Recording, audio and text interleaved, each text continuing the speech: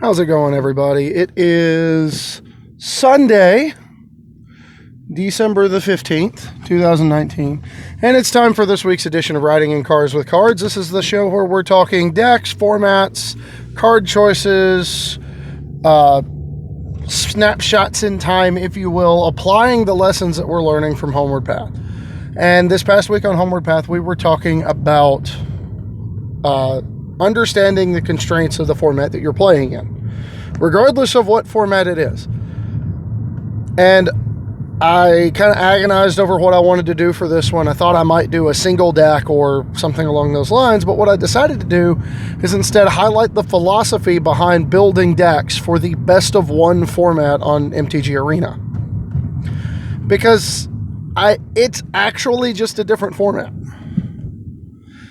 Sideboarding getting removed from the equation creates a whole new series of deck building constraints that I think need to be highlighted. Most notably, linear decks have a much higher rate of success in best of one. And that's what's led me to make two of my favorites. Ostensibly, I usually just use best of one to complete quests, but I also will occasionally ladder climb on best of one, not very high, obviously, because we have not seen me on Arena Mythic Cast or any of my stuff on Pioneer or Arena deck lists. But, you know, getting as high as we can with what we have. And one of the easiest ways to do that is to just play a deck that's really, really good at one thing. That's the best way I can describe it. You are really, really good at doing one thing. You sacrifice some amount of stability. You sacrifice some amount of grind capability to be just really, really good against what you're good against. A good example of this is being the mono-white aggro deck.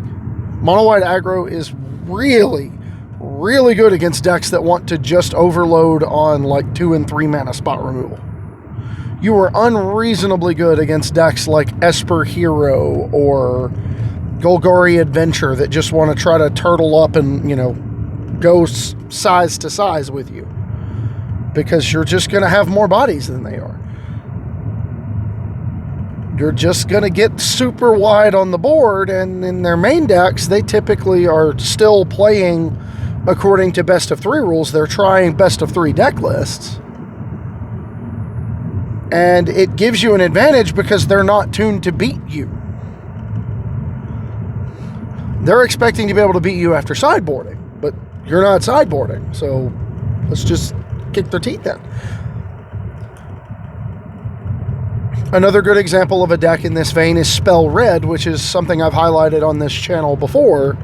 It's the slightly different take on mono red aggro, where you play like a little bit of a prowess game plan with Burning Prophet and Fire Urchin, both of which get +1/+0 whenever you cast an instant or sorcery. Technically, Burning Prophet says whenever you cast a non-creature spell, but outside of exactly Chandra Acolyte of Flame, we're probably like never doing one of those that doesn't trigger Flame Urchin at the same time. Maybe Experimental Frenzy. I take that back. Experimental Frenzy is one such card. We typically play it in the sideboard, but, you know, it is what it is. The main deck for Spell Red is really, really focused on trying to achieve a supremely explosive turn 3. Notably, you want to be able to play some kind of 1-drop creature, play Runaway Steamkin on turn 2, either Runaway Steamkin, Flame Urchin, or Burning Prophet, but obviously the Runaway Steamkin offers the most blowout potential because it's going to play nicely with the creature we want to cast on turn 3. And that is, on turn 3, your goal is to resolve Dreadhorde Arcanist and Samet Sprint. So you want to Samet Sprint the Dreadhorde Arcanist. It's allowed to attack now, and you send everybody. So if you lead on Scorch Spitter, and you go turn 1 Scorch Spitter, turn 2 Steamkin, turn 3 Arcanist, Samet Sprint, attack, cast Samet Sprint again. So you've chipped in for 2 on turn 2, and then you chip in for 11 on turn 3. your Steamkin for 4, your Dreadhorde Arcanist for 5, and your Scorch Spitter ostensibly for 2. So you create this really explosive turn 3 that leaves them reeling and leaves them dead to, the right combination of pump spells, burn spells, and or just keeping up the pressure off the top of the library. You want to leave them reeling at the end of your 3rd turn. And I cannot tell you how many times I have executed that 3rd turn and just had my opponent scoop. There's a reason for this. Best of 1 play, whether it's just goofing around, playing regular casual play mode, or even playing on the ladder, rewards a high volume of games instead of rewarding, winning best of 3 sideboarded games reliably. You want to play a lot of games and then win more than you lose. And if you do that, eventually you will get where you want to go. I haven't gotten there because eventually takes some time sometimes. But, at different points in the ladder, you can have to change which deck you're playing. For example, I've also had good luck on the other side of it where I keep coming against these linear creature strategies and we're trying to butt heads, and it's, my games are taking forever and I'm still not coming out on top, and it's hampering the idea of playing as many games as possible because we're taking upwards of half an hour for one of them. So I will occasionally pivot to the other side of it where I just beat up on these linear decks. And that's where Blue-Black Pteramander comes in. Even though it's technically designed for best of 3, its main deck is really good in best of 1 against creatures. Because you're just a pile of removal and card draw. Thought Erasure helps keep you from getting completely blown out in your non-creature matchups, but they're still rough. But you're a pile of removal and card draw with Pteramander, Kefnet, and Thief of Sanity right now.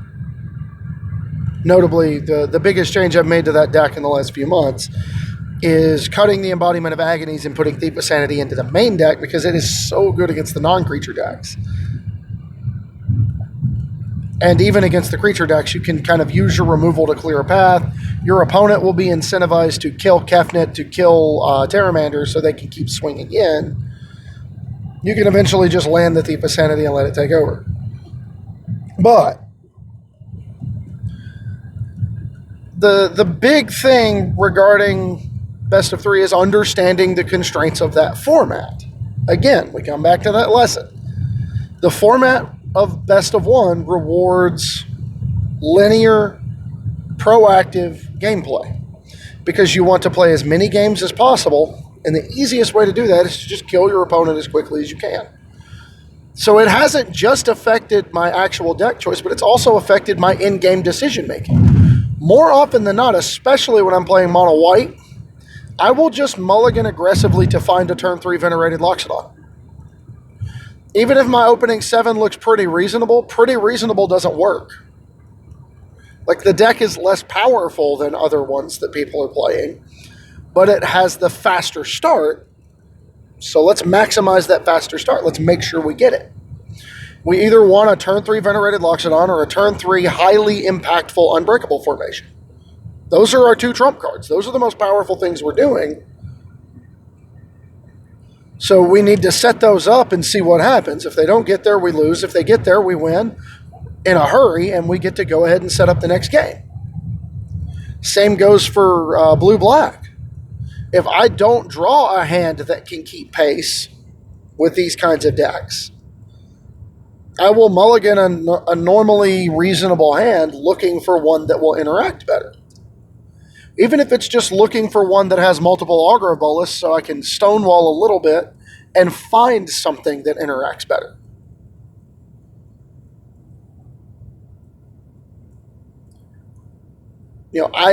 I tend toward being in a position to win these matchups that are dictated by these proactive decks. I'm more interested in beating those when I'm playing best of 1 on the ladder than I am trying to beat the best decks of the format. Now that may change once I get closer to the top of the ladder. I don't know. I've never been there. But the fact that it's possible, or the fact that these decks exist in the format, is something that needs to be respected. It doesn't get the respect it deserves, but it needs to.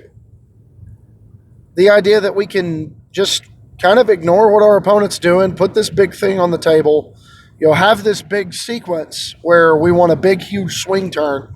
It almost, like, honest to God, I hate to say this, but it almost feels like I'm playing Yu-Gi-Oh! Sometimes. Because I'm just trying to build my board and ask them if they can break it. And if they can, I'm going to win. And that is exactly how I would describe playing Yu-Gi-Oh! In 2019. And I know that's going to make people angry to make that comparison. It's obviously not that fast. It's obviously not that broken. It's obviously not the same game. But it feels similar in that you are trying to create a huge advantage as early in the game as possible, and then tell your opponent they have to do something about it. And that is one of the easiest ways to create a winning strategy in best of one. It doesn't always translate over to best of three, because especially when we're talking about decks like Mono White and Spell Red, they don't sideboard very well. You don't have a lot of room. You don't have a lot of flex slots. Like the Mono White deck, I think, is currently playing 3 or 4 removal spells, and then the rest of the deck is 1 and 2 drop spells and Venerated Loxodon. It's one drop creatures, 2 drop spells, Venerated Loxodon, and Unbreakable Formation. That's the whole deck right now. You could try sideboarding into kind of a bigger package with Gideon and Gideon Blackblade and, some other good, powerful 3-drop card just to give you something to keep applying pressure when your opponent sideboards into board wipes. But on the whole, the deck is just not suited to winning sideboarded games reliably unless the opponent stumbles. And that's another thing. Even when you come up against a bad matchup in best of one, sometimes they don't know that's what you are. They don't mulligan aggressively to make sure they're in a position to win that matchup. They stumble, they don't find a board wipe, and you just get run through anyway. So, the decks are completely defensible. They have the benefit, especially in Spell Red, the only rares in the deck. I'll take that back. You have actually the same number of rares in both decks, I believe.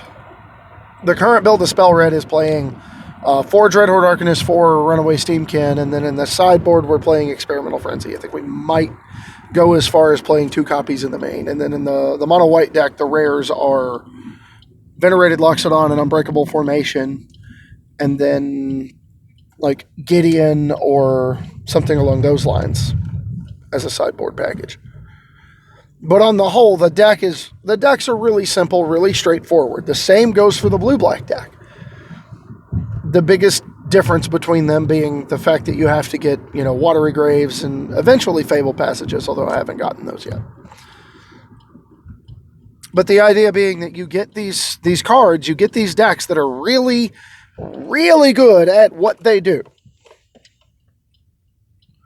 You have this powerful thing that you're good at, whether it's just putting a ton of power on the battlefield and telling your opponent you got 2 turns to figure it out, whether it's creating a huge attack for damage on turn 3 and then just trying to scrape together the rest of the game, or whether it's just making sure you don't die to either one of those things and then just kind of telling your opponents, hey, you probably better be playing something like Fires of Invention or Temur Reclamation so that I don't just invalidate your game plan by virtue of how much removal I'm playing.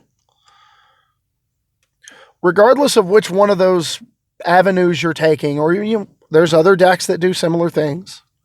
There's the Gruul Embercleave decks, there's the Boros Knights decks, the Arachnos Knights decks. Basically the Embercleave decks, just kind of that they fall under this same umbrella. They are unreasonably good in best of one because they are so good at killing opponents who don't respect what you're doing. The Is It Draw 2 deck is another surprisingly good one in best of one because of how good it is at grinding. You can chump block a lot of these early aggressive plays, and then that leaves your actual interaction, stuff like Scorching Dragonfire or bounce spells or beacon bolt, lava coil, the real removal in your deck can be saved to utilize on those swing turns, on those big plays. And that's ultimately why I chose to play Is It Draw 2 in the Discord Open, is because I felt like it had the tools to be able to compete with just about anything, and then I went up against everything I didn't play, everything I didn't plan for. Boros Knights, Golgari, big Golgari with Reggie and Great Henge, Golgari Adventure, and then I'm trying to remember now. The Fires deck, which obviously, like, a deck full of removal and card draw is not going to be good against. Specifically, like, red removal is not going to be good against that. And then, of course, I played against Mono Red Calamity, which we're partially mainboarded for, and then we get to sideboard into Flame Sweep and board out all our ground creatures and just smoke them. But, at its core, at its basis, it's a deck that lines up pretty well in Best of One because you have the capacity to fight most of those battles. And then as long as that Rotting Regisaur is not wearing Embercleave, you can block it forever. So, end of the day, that's kind of the secret for Best of One. You don't need a deck that feels like it's 75% against most of the field. You don't need an obvious best deck in Trant. Sometimes that's worse. The Flash deck would be horrible if that's your Best of One choice. Because especially down at the lower stages of the ladder, you're playing against every single deck that deck is bad against. And yes, you have Krasis and Nissa to try to pull back to even, but those are not often good enough early enough to be able to compete with the speed of the Embercleave decks or just the more linear decks in general. So while decks are typically very good at the top of the format in Best of 3 play, they're not always that way in Best of 1. It's important to remember that. The Fires deck falls into that category. If it doesn't get Definite Clarion, it basically doesn't ever beat these linear decks. Because you can't catch up on the board. You can bounce one thing with Teferi, and then they play it back, and then they kill Teferi, and they stumble over into you, and then they have an Embercleave turn the next turn that you have to try to find a way to deal with. Like, that's really rough being the Fires deck on the draw in that matchup. So, Best of 3 is obviously where Magic was intended to be. It's where Magic is at its best. But Best of 1 play has its merits, and it would be most of those merits involve time. The lower amount of time it takes to get started, you don't have to craft sideboard cards. It's a great way to kind of lean yourself into the standard format where you can find out some of the fringe stuff that's available on the outside. Work your way in. It allows you to earn rewards that you can use to start crafting sideboard cards so you can get ready for Best of 3 play. Like, there are definite net positives to playing Best of 1, but one of my favorites is just the number of games you can get in a hurry. It was Best of 1 play ostensibly that made it where Andrew and I felt comfortable getting into the Phoenix deck last summer because it was so good in Best of 1. Even though it's a deck that's supposed to be kind of mopey, it was really good in Best of 1. So I may have to revisit some of those principles myself, and we'll see what we can come up with down the line. That's all I've got for this week. If you got questions, comments, concerns, leave them down below. If you want your deck featured on this show, send them to me. Become a patron of the show, patreon.com/HomewardPathMTG. Patron of $3 or more, your deck gets moved to the front of the line to get on this show for commentary, for analysis, for collaboration, because that's how I want to give back. I want to get as many eyes on stuff as possible. And then we will catch you this coming Thursday/Friday for this week's rendition of Homeward Path. This week we're going to be talking goals. I haven't done one of these episodes in a while. So we're going to be talking about exactly what my goals are for the 2020 Magic season. So I hope you'll be back. I hope you enjoyed this one, and we will catch you later.